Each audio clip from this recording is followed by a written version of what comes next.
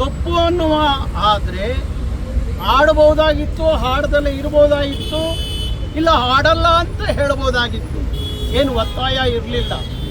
ಆದರೆ ಕನ್ನಡ ಹಾಡನ್ನು ಹಾಡಿ ಅಂತ ಕೇಳಿದ್ದಕ್ಕೆ ಕಾಶ್ಮೀರದ ಭಯೋತ್ಪಾದನೆಯ ಒಂದು ಲಿಂಕ್ ಮಾಡಿ ಕನ್ನಡಿಗರನ್ನು, ಕರ್ನಾಟಕವನ್ನು ಭಯೋತ್ಪಾದಕರಿಗೆ ಹೋಲಿಕೆ ಮಾಡೋದಿತ್ತಲ್ಲ, ಆ ವಿಚಾರಕ್ಕೆ ಇಲ್ಲಿ ಕನ್ನಡ ಹಾಡಿ ಅಂತ ಕೇಳಿದ್ದು ಒಂದು ಕಡೆ ಆದರೆ ಕಾಶ್ಮೀರದ ಭಯೋತ್ಪಾದನೆಯ ವಿಚಾರವನ್ನು ಲಿಂಕ್ ಮಾಡಿದ್ದು ಅದು ಯಾಕೆ ಮಾಡ್ದ, ಏನು ಉದ್ದೇಶಕ್ಕೆ ಆ ಮಾತು ಹಾಡೋದ, ನನಗಿನ್ನೂ ಅರ್ಥ ಆಗದೆ ಇರುವಂಥ ವಿಚಾರ. ಅದಕ್ಕೂ ಸಂಬಂಧ ಇಲ್ಲ. ರಸ್ತೆಯಲ್ಲಿ ಹೋಗೋ ಯಾವನೋ ಒಬ್ಬ ಸಾಮಾನ್ಯ ವ್ಯಕ್ತಿ ಕೇಳಿದ್ರು ಈ ಥರ ಹುಚ್ಚನ ಥರ ಮಾತಾಡ್ತಿರ್ಲಿಲ್ಲ. ಇವನೊಬ್ಬ ದೊಡ್ಡ ಹುಚ್ಚ ಅಂತ ಅನಿಸುತ್ತೆ. ಅದಕ್ಕೆ ಯಾಕೆ ಲಿಂಕ್ ಮಾಡಿ ಮಾತಾಡ್ದ ಅನ್ನೋದು ಗೊತ್ತಿಲ್ಲದೆ ಇರುವಂಥ ವಿಚಾರ. ಹಾಗಾಗಿ ಅವನ ಮೇಲೆ ರಾಷ್ಟ್ರದ್ರೋಹದ ಕೇಸನ್ನು ಕರವೇ ಅವಲಹಳ್ಳಿ ಪೊಲೀಸ್ ಸ್ಟೇಷನಲ್ಲಿ ಕೇಸ್ ರಿಜಿಸ್ಟರ್ ಮಾಡ್ತು, ಅದು FIR ಆಯಿತು. ಈಗ ಪೊಲೀಸ್ನವ್ರಿಗೆ ಬಾಕಿ ಉಳಿದಿರೋದೇನಪ್ಪ ಅಂದರೆ ಅವನ್ನ ಬಂಧಿಸಿ ಕರ್ಕೊಂಬರ್ಬೇಕು. ಇನ್ನೊಂದು ದಿವಸ ಕನ್ನಡಿಗರ ಬಗ್ಗೆ, ಕರ್ನಾಟಕದ ಬಗ್ಗೆ ಮಾತಾಡಿದವ್ರಿಗೆ ಉಳಗಾಲ ಇಲ್ಲ ಅನ್ನೋದು ಗೊತ್ತಾಗಬೇಕು ಅನ್ನೋದಾದರೆ ಅವನ್ನ ಬಂಧಿಸಿ 4 ದಿವಸ ಜೈಲಿಗೆ ಕಳಿಸಿರೆ ಬಹುಶಃ ಆ ಹುಚ್ಚನಿಗೆ ಜೈಲು ಅನ್ನೋದು ಒಂದು ಪರಿವರ್ತನಾ ಕೇಂದ್ರ ಅಂತ ನಾನು ಭಾವಿಸಿದ್ದೀನಿ. ಅವನಿಗೆ ಆ ಜೈಲಿಗೆ ಹೋದ ಮೇಲೆ ಪರಿವರ್ತನೆ ಆಗ್ತಾನೆ, ಅವನಿಗೆ ಜ್ಞಾನೋದಯ ಆಗುತ್ತೆ ಅಂತ ಹೇಳಿ ನಾನು ಅಂದ್ಕೊಂಡಿದ್ದೀನಿ. ಅದಕ್ಕೆ ಕರ್ನಾಟಕ ಸರ್ಕಾರ ಮತ್ತು ಕರ್ನಾಟಕ ಪೊಲೀಸ್ ಯಾವುದೇ ಕಾರಣಕ್ಕೂ ಮುಲಾಜು ಕೊಡಬೇಡಿ. ಈ ಕೆಲಸವನ್ನು ಯಾರಾದರೂ ಶ್ರೀಸಾಮಾನ್ಯರು ಮಾಡಿದರೆ ಅವ್ರ ಮೇಲೆ ಕಾನೂನು ಕ್ರಮ ಆಗ್ತಿತ್ತಲ್ಲ, ಹಾಗೆ ಇವನಿಗೆ ಯಾವುದೇ ರಿಯಾಯಿತಿ ಕೊಡದಲೇ ಅವನು ಎಲ್ಲೇ ಇದ್ದರೂ ತಕ್ಷಣ ಬಂಧಿಸಿ ಕರೆತಂದು ಅವನ್ನ ಕೋರ್ಟಿನ ಕಟ್ಕಟ್ಟೆಯಲ್ಲಿ ನಿಲ್ಲಿಸಬೇಕು ಅಂತ ಒತ್ತಾಯಿಸಿ ಇವತ್ತು ಕರ್ನಾಟಕ ರಕ್ಷಣಾ ವೇದಿಕೆ ಫ್ರೀಡಂ ಪಾರ್ಕ್ನಲ್ಲಿ ಪ್ರತಿಭಟನೆ ಮಾಡ್ತಾ ಇದೆ. ಹಾಗಾಗಿ ಅವನ ತಕ್ಷಣ ಬಂಧಿಸಬೇಕು.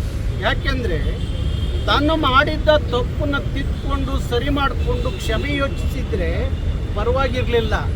ಆದರೆ ಮತ್ತೆ ಒಂದು ವಿಡಿಯೋವನ್ನು ಬಿಡೋ ಮುಖಾಂತರ ಅವನ್ನ ಮಾತಾಡಿದ್ನ ಸಮರ್ಥನೆ ಮಾಡ್ಕೋತಾನೆ ಅಂದರೆ ಈ ಹುಚ್ಚನಿಗೆ ಸರಿಯಾದ ಪಾಠವನ್ನು ಕಲಿಸಲೇಬೇಕಾಗುತ್ತೆ.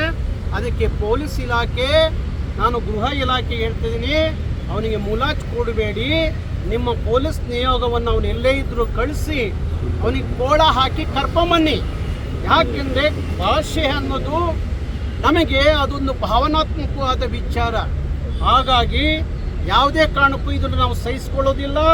ಪೊಲೀಸ್ ವ್ಯವಸ್ಥೆ ಮೇಲೆ ನಂಬಿಕೆ ಉಳಿಬೇಕು ಅಂದರೆ ಅವನ್ನ ಬಂಧಿಸಬೇಕು. ಎರಡನೇದು, ಕನ್ನಡ ಚಲನಚಿತ್ರ ವಾಣಿಜ್ಯ ಮಂಡಳಿ ಇವತ್ತು ಸಭೆ ಮಾಡ್ತಾ ಇದೆ. ವಾಣಿಜ್ಯ ಮಂಡಳಿಗೆ ನಾನು ನೇರವಾಗಿ ಹೇಳ್ತಾ ಇದ್ದೀನಿ, ನೀವು ಅಡ್ಡಗೋಡೆ ಮೇಲೆ ದೀಪ ಇಕ್ಕೋ ಕೆಲಸ ಮಾಡಬೇಡಿ. ಕನ್ನಡದ ನಾಡು ನುಡಿ ವಿಚಾರ ಬಂದಾಗ ಚಲನಚಿತ್ರ ವಾಣಿಜ್ಯ ಮಂಡಳಿ, ಕರ್ನಾಟಕ ಕಲಾವಿದರು ಇವ್ರು ಯಾರೂ ಸರಿಯಾಗಿ ಮಾತಾಡಲ್ಲ ಅಂತ ಹೇಳಿ ಕನ್ನಡಿಗರಲ್ಲಿ ಒಂದು ಆಕ್ರೋಶ ಇದೆ. ಈಗಲಾದ್ರೂ ಇಂಥ ಸಂದರ್ಭಕ್ಕಾದರೂ ವಾಣಿಜ್ಯ ಮಂಡಳಿ ಸರಿಯಾದಂಥ ತೀರ್ಮಾನ ತಗೋಬೇಕು. ಯಾವುದೇ ಕಾರಣಕ್ಕೂ ಕನ್ನಡ ನಿರ್ಮಾಪಕರಿಗೆ ಹೇಳಬೇಕು, ಇನ್ಮೇಲೆ ಯಾವುದೋ ಪರಭಾಷೆಯ ಇಂಥ ಹುಚ್ಚರನ್ನ ಕರೆದು ಆಡಿಸೋದು ಬಿಟ್ಟು ನಮ್ಮ ನಾಡಿನ ಮಕ್ಕಳು, ಅಗಾಧವಾದಂಥ ಕಲಾವಿದರು, ಗಾಯಕರು ಕರ್ನಾಟಕದಲ್ಲಿ ಇವತ್ತಿದ್ದಾರೆ, ಅವ್ರ ಕೈಲಿ ಆಡಿಸ್ಬೇಕು. ಸೋನು ನಿಗಮ್ನ ಇಲ್ಲಿ ಈ ರಾಜ್ಯದಲ್ಲಿ ಕನ್ನಡ ಚಿತ್ರರಂಗದಲ್ಲಿ ಆಡಿಸದೆ ಅವನಿಗೆ ನಿಬಂಧನೆಯನ್ನು ಹೇರಬೇಕು. ಹಾಗೆ ಯಾವುದೇ ಅವನು ಹಾಡಿರುವಂಥ ಬೇರೆ ಭಾಷೆಯ ಸಿನಿಮಾಗಳು ಇಲ್ಲಿ ಬಿಡುಗಡೆ ಆದರೆ ಅದನ್ನು ತಡೆಯುವಂಥ ಕೆಲಸವನ್ನು ಕರವೇ ಮಾಡಬೇಕು ಅನ್ನೋ ತೀರ್ಮಾನವನ್ನು ನಾವು ಮಾಡಿದ್ದೀವಿ. ಈಗ ಯಾರಾದರೂ ಕನ್ನಡದ ಸಿನಿಮಾಗಳಲ್ಲಿ ಆಡಿಸಿದ್ರೆ ಆ ಕನ್ನಡದ ನಿರ್ಮಾಪಕರಿಗೆ ರಿಯಾಯಿತಿ ಕೊಡ್ತೀವಿ. ಆದರೆ ಬೇರೆ ಭಾಷಿಕರು ಏನಾದರೂ ಆಡಿಸಿರೋ ಸಿನಿಮಾಗಳು ಇಲ್ಲಿ ಬಿಡುಗಡೆ ಆಗಬೇಕು ಅನ್ನೋದಾದರೆ ಸದ್ಯಕ್ಕೆ ಕರ್ನಾಟಕದಲ್ಲಿ ಅವಕಾಶ ಇಲ್ಲ.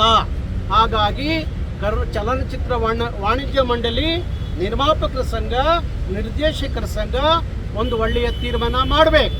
ಹಾಗೆ ಕರ್ನಾಟಕ ಸರ್ಕಾರಕ್ಕೆ ನಾನು ಮನವಿ ಮಾಡ್ತೀನಿ, ನೀವು ಕರ್ನಾಟಕದ ಕನ್ನಡ ಮತ್ತು ಸಂಸ್ಕೃತಿ ಇಲಾಖೆ ಮಾಡುವಂಥ ಕರ್ನಾಟಕದಲ್ಲಿ ಅನೇಕ ಕಾರ್ಯಕ್ರಮಗಳನ್ನು ನಡೆಸ್ತೀರಿ. ಅದು ದಸರಾ ಉತ್ಸವ ಇರ್ಬೋದು, ಬನವಾಸಿಯ ಉತ್ಸವ ಇರ್ಬೋದು, ಹಂಪೆ ಉತ್ಸವ ಇರ್ಬೋದು, ಕದಂಬ ಉತ್ಸವ ಇರ್ಬೋದು.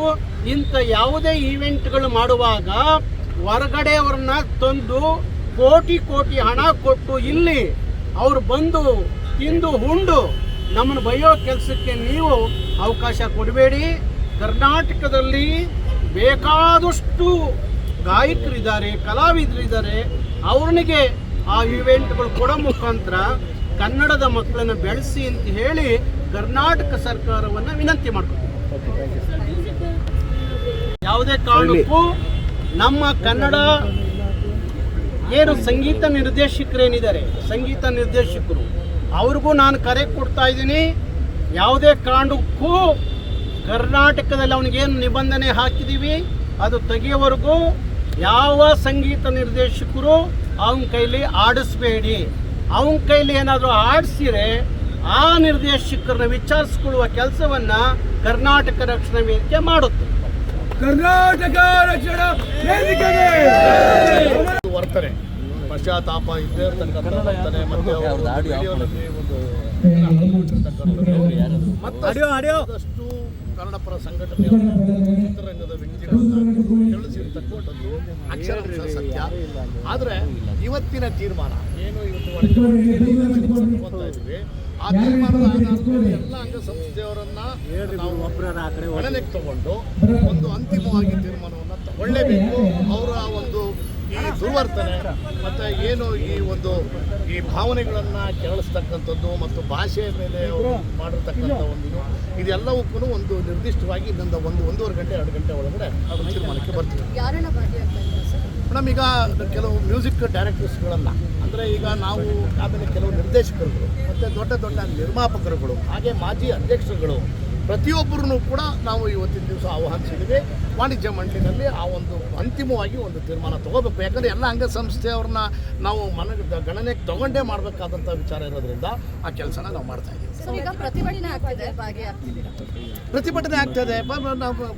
ನಾರಾಯಣಗೌಡರು ಅವರ ರಕ್ಷಣಾ ವೇದಿಕೆ ಅವರು ಮಾಡಿದ್ದಾರೆ, ಬಂದಿದ್ದೀನಿ, ಬಂದೇ ಮಾತಾಡ್ಕೊಂಡು ಹೋಗ್ತೀವಿ ಮತ್ತೆ ತಿರುಗಿ ಬರ್ತೀವಿ. ಈಗ ಅವರ ಒಂದು ವಿಚಾರ ಏನು ಅಂತ ಹೇಳಿದ್ರು, ಸ್ಪಷ್ಟವಾಗಿ ಹೇಳಿದ್ರು, ಕನ್ನಡ ಅಂತ ವಿಚಾರ ಬಂದಾಗ ಚಿತ್ರರಂಗ ವಾಣಿಜ್ಯ ಮಂಡಳಿಯವರು ಯಾವುದೇ ನಿರ್ದಿಷ್ಟವಾದ ನಿರ್ಧಾರವನ್ನು ತಗೊಳ್ಳಲ್ಲ. ಅಡ್ಗೋಡೆ ಮೇಲೆ ದೀಪ ಇಟ್ಟಿರೋ ರೀತಿಯಲ್ಲಿ ಆಗುತ್ತೆ. ಈ ಬಾರಿ ಆದರೂ ಅವರು ನಿರ್ದಿಷ್ಟವಾದ ಕ್ರಮಗಳನ್ನು ತಗೊಳ್ಬೇಕು ಅಂತ. ಇಲ್ಲ ಮೇಡಮ್, ಅಡ್ಗೋಡೆ ಮೇಲೆ ದೀಪ ಇಡ್ತಕ್ಕಂಥ ವ್ಯವಸ್ಥೆ ಕನ್ನಡದ ವಿಚಾರ, ಭಾಷೆಯ ವಿಚಾರ ಬಂದಾಗ ಯಾವುದೇ ರೀತಿ ಆ ಥರ ತೀರ್ಮಾನಗಳು ತಗೊಳಕ್ಕಾಗಲ್ಲ. ನಾರಾಯಣಗೌಡರು ಪಾಪ ಅವರ ಆತಂಕ ನನಗೆ ನಿನ್ನೆನೂ ಕೂಡ ಫೋನಲ್ಲಿ ಅವ್ರ ಜೊತೆನಲ್ಲಿ ಮಾತಾಡಿದೆ. ಅವರು ತುಂಬ ಆ ವಿಚಾರದಲ್ಲಿ ಸ್ಟ್ರಿಕ್ಟ್ ಆಗಿದ್ದಾರೆ. ನಾವು ಕೂಡ ಅದನ್ನು ನಮಗೂ ಅದು ಮನವರಿಕೆ ಆಗಿದೆ. ಸೊ ಅದನ್ನು ನಾವು ವ್ಯವಸ್ಥಿತವಾಗಿ ಇವತ್ತಿನ ದಿವಸ ಈ ಮೀಟಿಂಗ್ ಏನಿದೆ ಈ ಮೀಟಿಂಗ್ನಲ್ಲಿ ಡಿಸೈಡ್ ಮಾಡ್ತೀವಿ. ಆಮೇಲೆ ಅವರ ದುರ್ವರ್ತನೆ ಇದು ಮೊದಲನೇ ಸಾರಿ ಅಲ್ಲ. ಇವತ್ತು ಮಾಧ್ಯಮದ ಮೂಲಕ ಅದು ಹೊರಗಡೆ ಬಂದಿದೆ ವಿನಃ ಅವರ ದುರ್ವರ್ತನೆಗಳು ಇತ್ತೀಚಿನ ದಿನಗಳಲ್ಲಿ ಅಂದರೆ ಈಗ ಒಂದು 4-5 ದಿನಗಳಿಂದ ತುಂಬಾ ಬರ್ತಾ ಇದ್ದಾರೆ. ಭಾಳಷ್ಟು ಜನ ನಿರ್ಮಾಪಕರುಗಳನ್ನು ಒಂಥರ ತುಂಬ ಅವಹೇಳನವಾಗಿ, ಅಂದರೆ ಒಂಥರ ಕೇರ್ಲೆಸ್ ಆಗಿ, ಆಮೇಲೆ ಅವ್ರಿಗೇನು ಒಂದು ಅಲ್ಲಿ ಲೋಕಲಲ್ಲಿ ಹಿಂದಿಗೆ 30, 35, 40 ಸಾವಿರ ತಗೊಳ್ಳೋರು ಕನ್ನಡ ಚಿತ್ರ ಅಂದಾಗ 2 ಲಕ್ಷ ರೂಪಾಯಿ ಹಣವನ್ನು ಕೇಳ್ತಕ್ಕಂಥ ಒಂದು ಮನೋವೃತ್ತಿನೂ ಕೂಡ ಬೆಳೆಸ್ಕೊಂಡಿದ್ದಾರೆ. ಅದನ್ನೂ ಕೂಡ ಅದರಿಂದನೂ ಕೂಡ ನಿರ್ಮಾಪಕರು ತುಂಬ ಜನ ಕೇಳಿದ್ದಾರೆ. ನನ್ನ ಹತ್ರ ವೈಯಕ್ತಿಕವಾಗಿ ಭಾಳಷ್ಟು ಜನ ನಿರ್ಮಾಪಕರುಗಳಿಗೂ ಮಾತಾಡಿ ಯಾವುದೇ ಕಾರಣಕ್ಕೂ ಮುಂದಕ್ಕೆ ಅವ್ರನ್ನ ನಾವು ಎಂಟರ್ಟೈನ್ ಮಾಡೋದು ಬೇಡ ಅನ್ನೋದು ಕೆಲವು ನಿರ್ಮಾಪಕರುಗಳ ಅಭಿಪ್ರಾಯ ಆಗಿದೆ. ಬಟ್ ಅದನ್ನು ನಾವು ಅಧಿಕೃತವಾಗಿ ಒಂದು ಮುದ್ರೆ ಒತ್ತಬೇಕು ಅಂದರೆ ಅದು ಮಾತೃ ಸಂಸ್ಥೆನೇ ತೀರ್ಮಾನ ತಗೋಬೇಕಾಗ್ತದೆ. ಆ ಒಂದು ತೀರ್ಮಾನಕ್ಕೆ ಎಲ್ಲರೂ ಬದ್ಧರಾಗಿದೆ. ಇಲ್ಲ ಮೇಡಮ್, ಪರಭಾಷಿಕರು ಎಲ್ಲರೂ ಯಾಕೆ ಮಾಡಕ್ಕೆ ಹೋಗೋಣ? ಯಾರು ಕನ್ನಡದ ಬಗ್ಗೆ ದುರ್ವರ್ತನೆ ಮಾಡ್ತಾರೆ, ಕನ್ನಡದ ಬಗ್ಗೆ ಥರ ತಾತ್ಸಾರ ತೋರಿಸ್ತಾರೆ, ಅವ್ರ ವಿರುದ್ಧ. ಕೆಲವು ಮ್ಯೂಸಿಕ್ ಡೈರೆಕ್ಟರ್ಸ್ ಸೋನು ನಿಗಮ್ ಹತ್ರನೇ ಹಾಡಿಸ್ತಾರೆ. ಸೋನು ನಿಗಮ್ ಹಾಡಿದ್ರೆ ಚಂದ ಅಂತ ಕೆಲವರು ಒಂದಿಷ್ಟು ಜನ ಇದ್ದಾರೆ. ಅದು ಒಂದು ಸಂದರ್ಭ ಇತ್ತು ಮೇಡಮ್. ಯಾಕಂದರೆ ಅವತ್ತಿನ ಕಾಲಕ್ಕೆ ಅವರು 40-50 ಕೊಟ್ಟಿದ್ದನ್ನು ತಗೊಂತಿದ್ರು. ಈಗ ಗೆರೆ ಹೊಡಿತಾರೆ 2 ಲಕ್ಷ ಬೇಕು, 3 ಲಕ್ಷ ಬೇಕು ಅಂತ. ಸೊ ಆ ಥರದ ಇದಕ್ಕೆ ವರ್ತನೆಗಳಿಗೆ ನಮ್ಮ ನಿರ್ಮಾಪಕರಾಗಲಿ ನಿರ್ದೇಶಕರುಗಳಾಗಲಿ ಯಾರೂ ಕೂಡ ರೆಡಿ ಇಲ್ಲ. ಆಮೇಲೆ ತುಂಬ ಜನ ಬೇಸತ್ತಿದ್ದಾರೆ. ಅದನ್ನು ದುರ್ವರ್ತನೆ ಇದು ಒಂದೇ ಅಲ್ಲ, ಹೇಳುತ್ತಲ್ಲ ಮೇಡಮ್, ಇನ್ನೂ ತುಂಬ ಇದ್ದಾವೆ.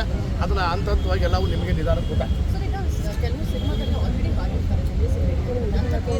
ಮೇಡಮ್ ಅವ್ನು ಏನು ಮಾಡೋಕ್ಕಾಗಲ್ಲ ಮೇಡಮ್, ಯಾಕಂದರೆ ಅದು ಆಲ್ರೆಡಿ ಅವರು ಹಾಡಿರೋದ್ರಿಂದ ಮತ್ತೆ ಇನ್ನೊಂದು ಸಾರಿ ಅದನ್ನು ಇದು ಮಾಡೋಕ್ಕಾಗಲ್ಲ. ಬಟ್ ಇನ್ನೊಂದು ಹೊಸದಾಗಿ ಯಾರು ಆ ಒಂದು ಇದಕ್ಕೆ ಪ್ರಕ್ರಿಯೆ ಕೈ ಹಾಕ್ತಾರೆ ಅವ್ರನ್ನ ತಡೆಗಟ್ಟಬಹುದು.